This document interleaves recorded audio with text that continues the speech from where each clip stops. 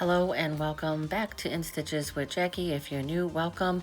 I am getting ready to start the Kimberbell Save the Date Pillow Panel February 14th. Remember, this is a free download for the design, not the background quilting. I'm showing the fabrics that I am using or that I chose along with the Kimberbell leather for the bird. I'm not going to go into all the steps for the clear blue tiles because I do have that noted in my previous videos, especially the October, which you will find under my playlist where it's broken down into 3 parts, and I do go into much more detail. For time saving, I am going to skip that section for this video. I am using the 8x14. This is the Kimberbell clear blue tiles. I have done videos on this before. I absolutely love clear blue tiles.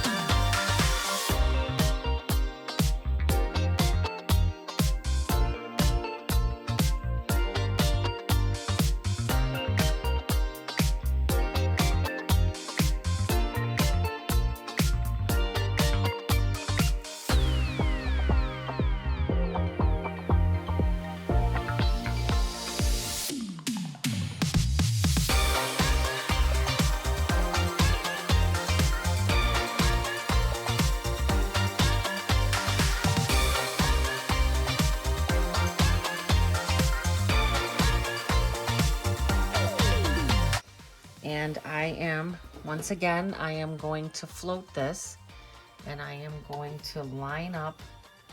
I'm going to put my little beam on here.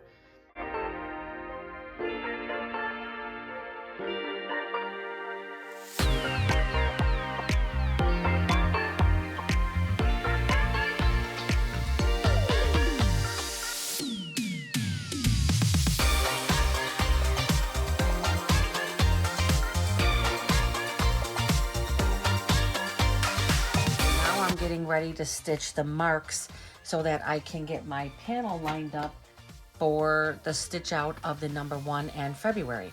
So I'm going to go ahead and do that. I always use black thread. That was a little strange. I always use black thread so that I can see really well. And the nice thing about these pillow panels is that it's pretty much the same process. If you've made one, you're going to know how to make the second one. And the instructions are very clear. That was really odd the way that stitched that, but we're going to go with it. I'm going to take this over to the cutting table and we'll see what we need to do for lining up. Okay, I just wanted to show how I do my markings, and maybe I do them a little more, maybe a little more complicated than what some people would do. But what the directions are, and remember, this is square. This is 14.5 by 14.5. And what it says to do is take the left side and fold it over 2.5 inches perpendicular to the middle line. But what I like to do is I like to mark it, because for me, because I've already quilted this, it's a little thicker. Now, if you didn't pre-quilt it, if you didn't pre-quilt your fabric, it's probably not as big of a deal, but trying to fold it over and not have any lines there, I just feel is a little less accurate. I want to be as accurate as possible. That's why I'm taking this ruler, I'm marking 2.5, and I am drawing my line. This is gonna come off anyway, not a big deal. And then I have my, just kind of like my middle line right here that I'm just gonna mark. And I marked a little bit on the other side. So I marked my center right there, and I marked it a little bit on the other side also. And that's just so that when I fold this over, I'm gonna know when I fold this over, I'm nice and clean here. But so this is basically the marking that I end up with. Let me get that a little closer. So this is a mark down the middle, and this is my 2.5 to my left side. And let me get my hoop up here so I can show how I am going to get this placement with the marking from the embroidery line. Okay, there is the marking that was stitched out. And this is what needs to be, let me put that down some. So I've got my line there. I can keep that pretty well. And the reason why I do that little marking on the back is so that I can kind of line that up right there also. And so I'm just going to make sure that I am folded on that line.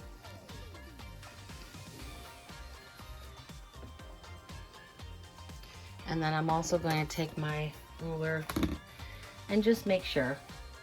So that's 2.5.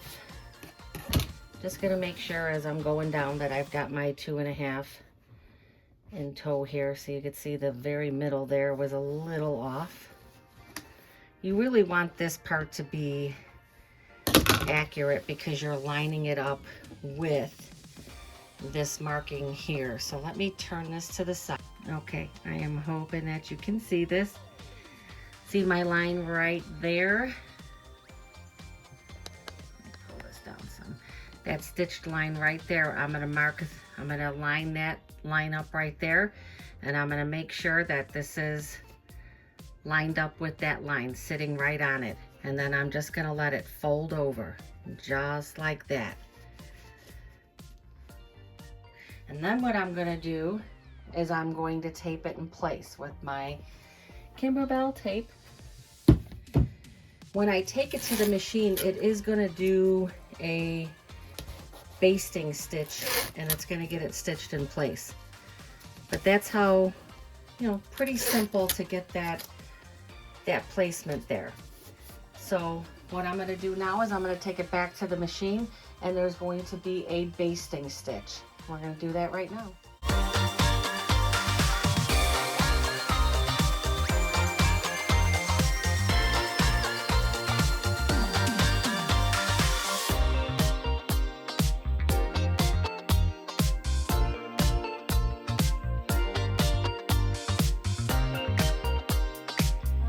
This is going to be my fabric for my my number 1, and I'm going to go with the pomegranate.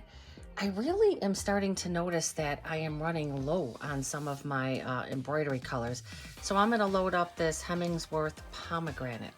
Okay, what it's going to do now is it's going to do a placement line.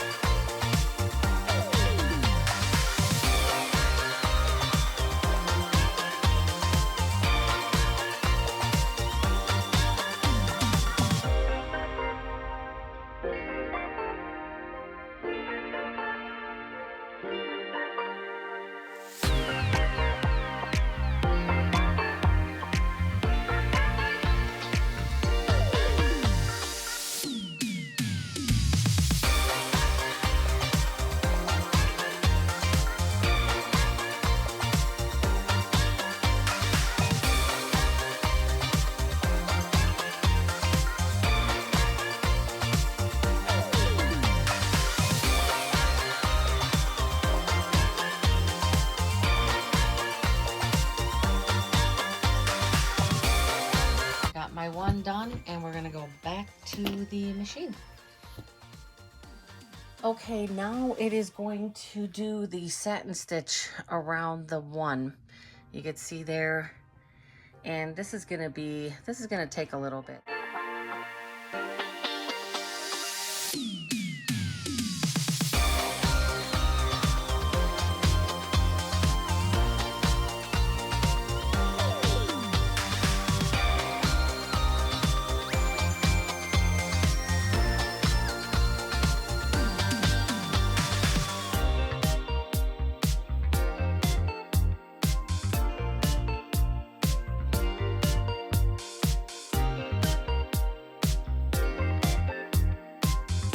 Okay, as you can see, the satin stitch has finished, and now it's going to be that like that bean stitch.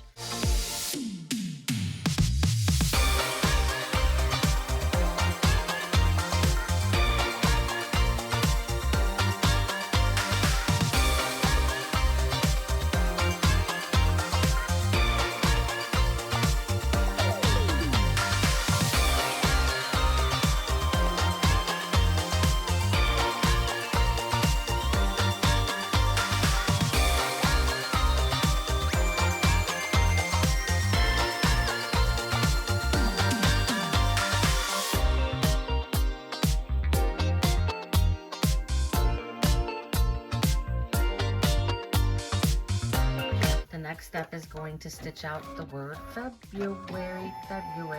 Let me get the red loaded back on. Okay, I have my Hemmingsworth, I believe it's the pomegranate.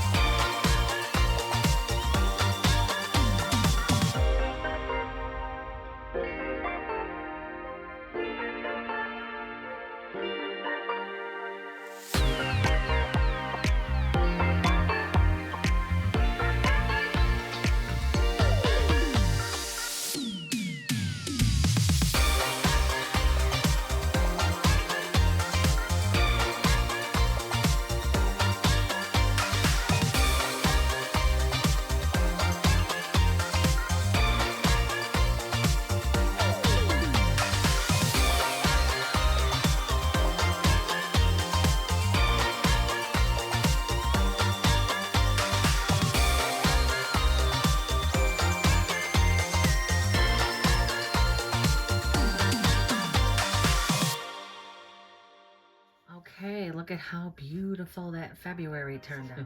I could use this red thread because I'm going to be able to see, so I'm not even going to put black. I'm going to keep this in here, and I am going to do the markings with the red. I think that's a mighty good idea.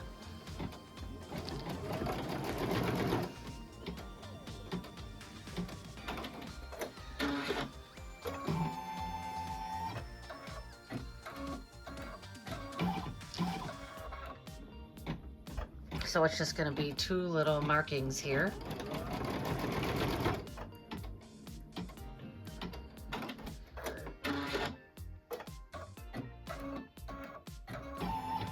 Okay, so that completes this one over here. And I have it on my USB. And so there is the second half. And so I'm going to set that. I'm going to load my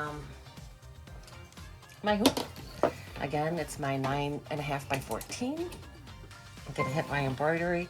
And what it's going to do, and I have the red thread in there still, just going to leave it in there. I am going to stitch the placement lines for my next applique. So what I did, as I've showed in the previous videos, I got some thicker, bigger thumbtacks. So they are quite a bit thicker. But I found that when I was buying when I had my regular thumbtacks, they would just fall out. They weren't strong enough to hold the panel, and I just had a lot of problems with it. So I decided to get these bigger, thicker ones, and they have worked out much better. So now you're gonna need 2 pieces of the Kimberbell tape, because once we get these in place, we are going to put some tape over. And so what you wanna do is you need to take and put, and I of course don't have a darker color bobbin thread, but you wanna put this right in the corner, and then you're gonna turn it around. And you're gonna check and see, and you can see I have that right in that corner. Hope you can see that, right in the corner. So now I'm gonna turn this back around, and I'm gonna put, see, I don't like the way it kind of loosens up the, it does kind of loosen up the stable stem. So this is where my other corner is, and because I used white bobbin thread, it's not as obvious, but we're gonna pop that in there again right at the corner, and you want it to look exactly like this, where it is coming out right in that corner there. I'm gonna turn this back around, and I'm gonna get my piece of tape over it, and basically you're doing that so that when you turn it around, they don't fall out. Okay, so now I have these lines right here on both sides. And so what I need to do is I need to line that up. So I'm going to take, I'm gonna try to this the best I can. The corner of this is right there, and I'm gonna take and I am gonna put that on there. And I could tell right now that I'm a little off. So before I put any pressure to put that through, I think that one is right there. Now remember, I have thicker tacks, and this is the problem with thicker tacks. It's a little harder to get it in there, but you can see I got it right there. So now I am going to line up my second one. So it's really not difficult to do. I feel like since I got these bigger tacks that I have been so much more successful with doing this. So now I just got the second one on there. So both of my tacks are sticking out. And so I have that placement. I have my placement good. The biggest thing about this is trying to keep your stabilizer stable in the hoop, right? Mine moved a little bit, so I'm hoping I'm gonna be okay.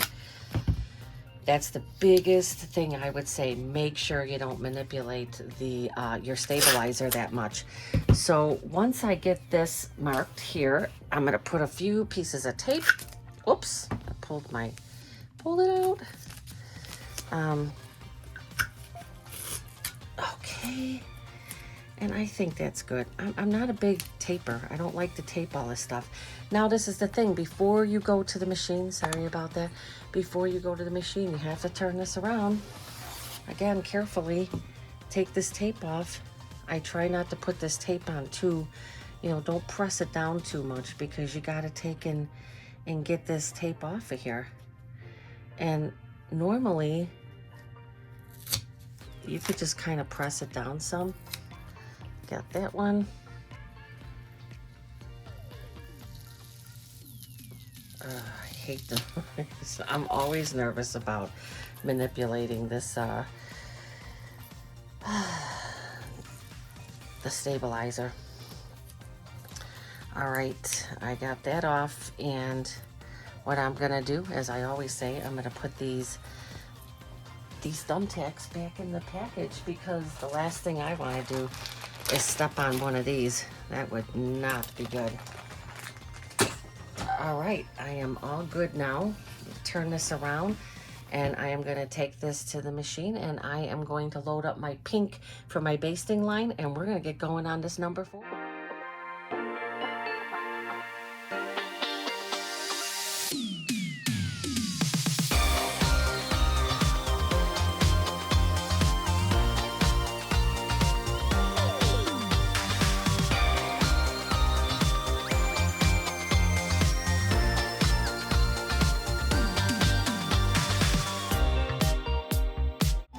I am going to load the machine with my red thread. I will be right back.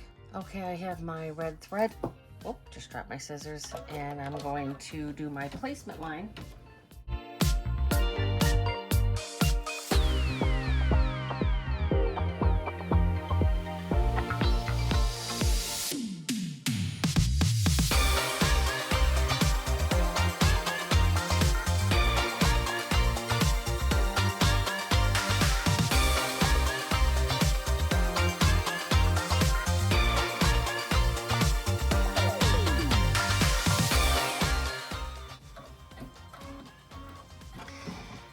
All right, now I'm going to place my fabric.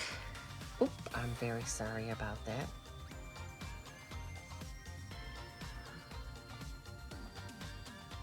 Place my fabric. I think I'm good. As long as I'm good at the bottom, I'm good all the way at the top there. I'm good with that.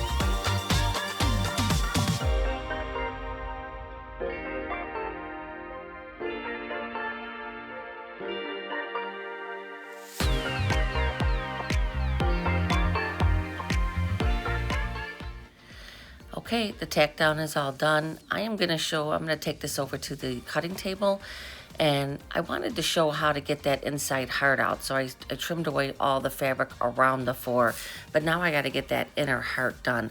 So the best way to do this is to use a seam ripper and just go in and just cut the very top part, your applique piece there. You're just going to cut that put a little slice in the very top part, just enough to be able to fit your snips in there to get your fabric cut, as you want to be able to cut this as close to the line also. And I'm showing here that I only cut that top layer of fabric. Now I can go in there with my snips and I can get that cut super close to the stitch line so that the satin stitching can be done. The next part I'm going to do on time lapse because it's a pretty long stitch out.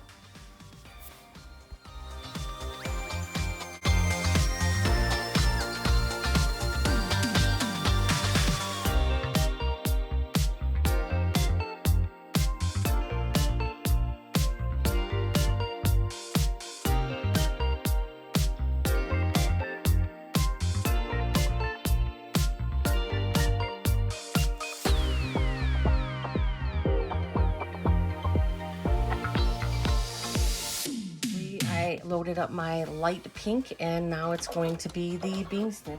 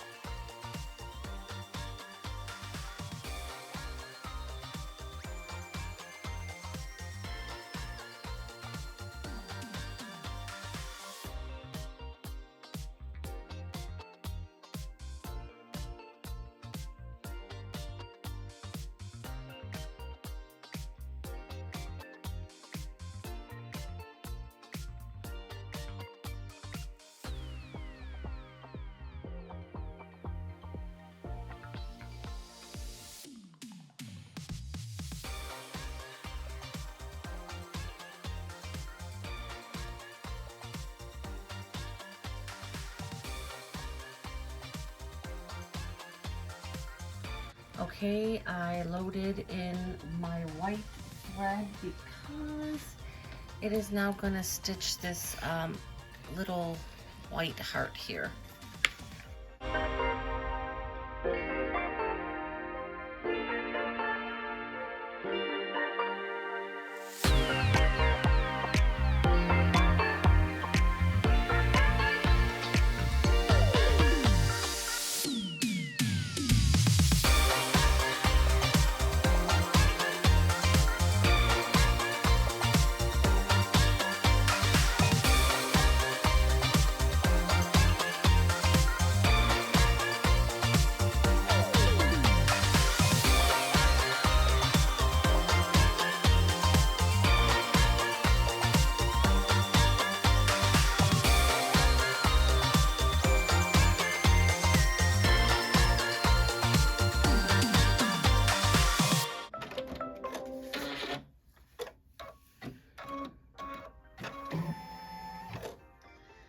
Now this is going to be the placement line for the envelope.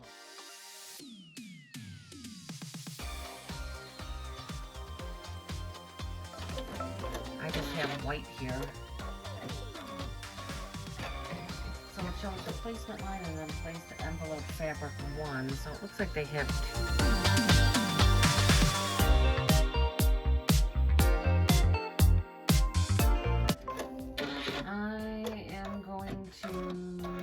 Trim this away. Okay, now it's going to do the placement line for that second fabric, and I'm kind of thinking about using this vinyl.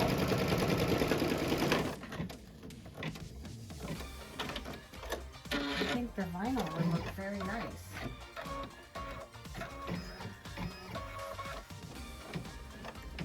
Give it a little sparkle.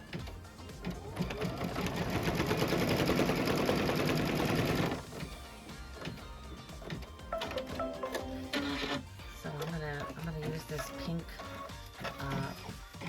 vinyl. This is different than the this is different than the glitter. So with this, you would be peeling the top part off. Let me see if I can get this. So like with this one, let's show the difference. This is vinyl.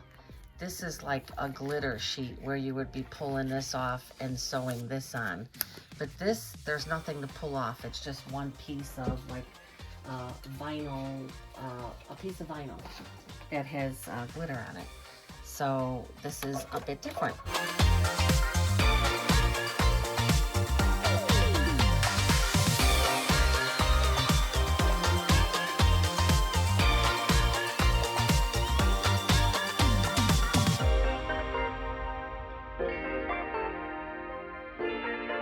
Okay, I changed my thread to pink, and now it's gonna do all the satin stitch around my envelope. Hopefully that vinyl doesn't cause any problem. I don't think it should.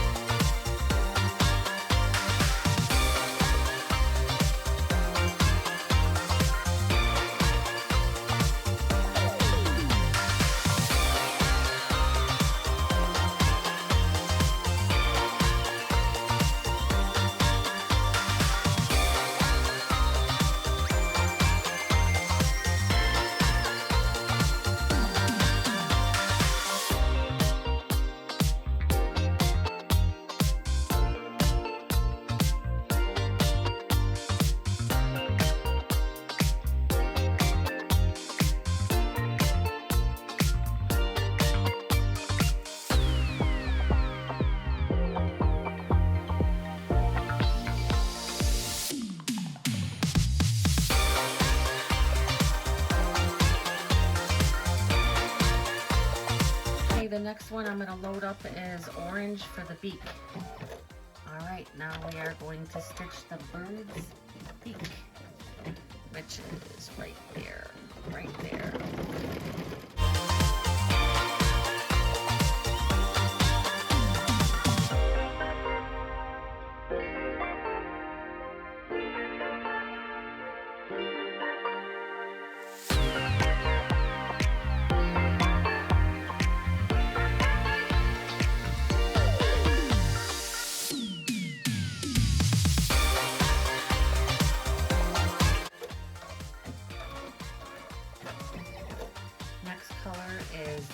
Which is this Hemmingsworth Summer Sky. I'm going to use this for the placement line and for the bird textile.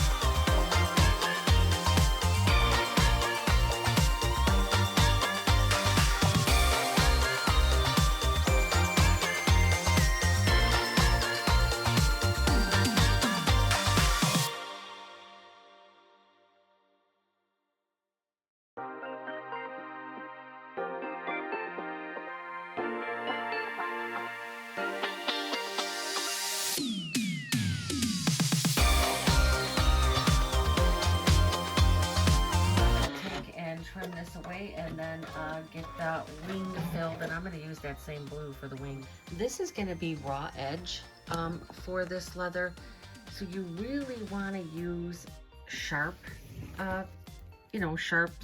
snips or scissors.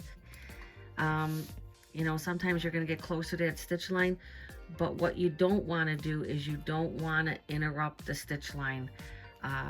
You could see right there I came a little close, but I didn't hit the stitches. It's not going to have any finishing stitches on it. So even if you have to go back like this and clean a little bit up, be very careful when you are cutting this leather away, because if you're not paying attention and you cut into the stitches, there's not going to be a satin stitch to cover that up. So you could see where even if you're going to be, oh, I'm so sorry that I have to move this. Even if you feel like you've left a little bit more, and I kind of like that. I like that, little piece of that being like that. I might trim that a little more after, or maybe I'll trim it a little more right there. And just to make it a little more consistent, I just did a little bit more off of there. But yeah, just be careful when you're trimming up the leather that you don't cut those stitches, because this is it. It's called raw edge, and there is not going to be any type of decorative stitch around that. The next stitch, unfortunately, is the eye, so I had to put in my black thread so that the eye can get stitched. And I could see this little part right here where I need to trim a little bit more of that leather. But again, you can always go back and trim more of it. You can't go back and add more if you cut it too close to the stitch line.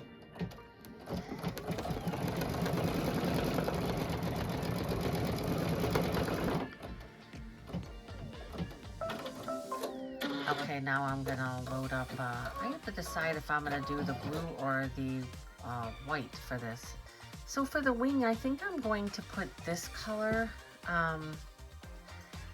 I don't know what color, mint julep.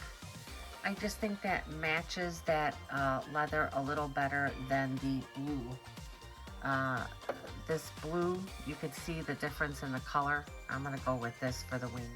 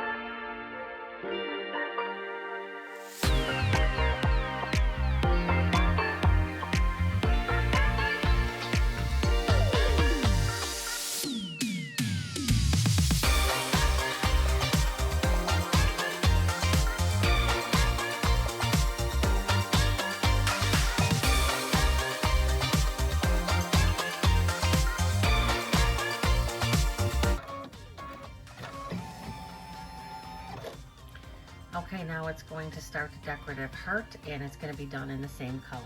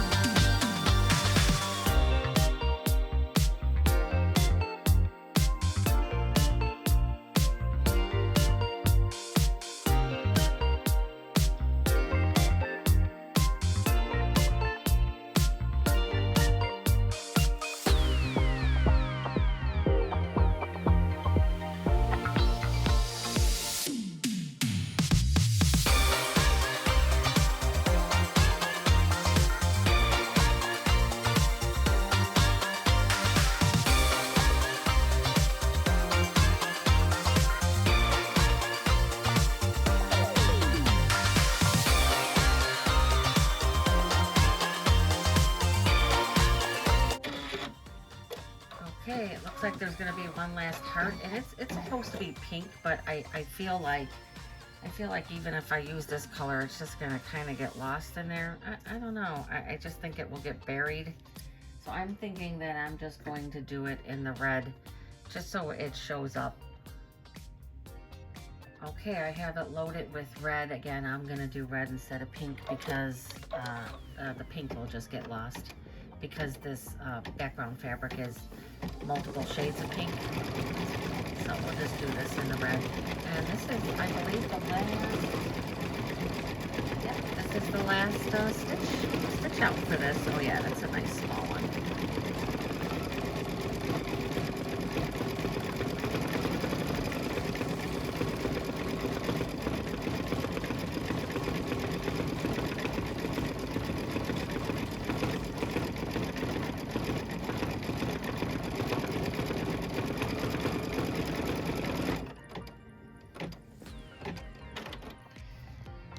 Okay, well, here is the finished project, and I'm not sure why this light seems to be weaker. It's kind of a grueling day, but I wanted to show up close this. I love it when they digitize like that. It's like that 3D, and I put the little vinyl in there, and I thought that was cute for a little more sparkle. This is the Kimberbell leather. And if I would have thought ahead, could have put a piece of glitter in here, but I do like the way it's kind of like a reverse applique, right, where you see the bottom. And then this heart has the decorative, and then look at how pretty that is. And then that was just a regular heart. Very, very nice. Okay, so the only thing I have left to do is I have to square this up to 12.5 by 12.5 and sew my backing on, and then do the buttonholes. I'm not going to show that in this video because I have done 3 previous videos, especially the October one where I go in every single step. I think that one's broken down into 3 separate parts, and you can find all of those in the playlist under Kimberbell pillow panels. I will show the very completed panel, and again, this was a really fun one to stitch out and a free design on Kimberbell.com. So here you go. This is all finished. Have all my buttonholes done. I will say that these buttonholes are kind of narrow, and so after you stitch them, you put this fray check, let that dry, and then you're going to take your seam ripper and you're going to go right down the middle. And sometimes you do, you know, nick a stitch. It's such a tight buttonhole that it's close to impossible. I think I had 2 come out that were pretty good, and then 2 where, you know, the stitches were nicked. What I'm going to do is put on a little bit more fray check and let that dry, and that will be all good. I did also just sew the bottom of this one. You can whip stitch or However, if you're a good hand stitcher, I am not a good hand stitcher, so I just stitched that. Now you can take double-sided tape also. Double-sided tape worked for one of them, and then was not staying closed for the other one I did. So yeah. So anyway, this concludes the February pillow panel. If you like the video, please give me a thumbs up, please share, and please hit that subscribe button and come back for future projects. I will be mixing it up with more quilting and some bag making, and I hope you would like to join me for that. Thank you. Have a great day.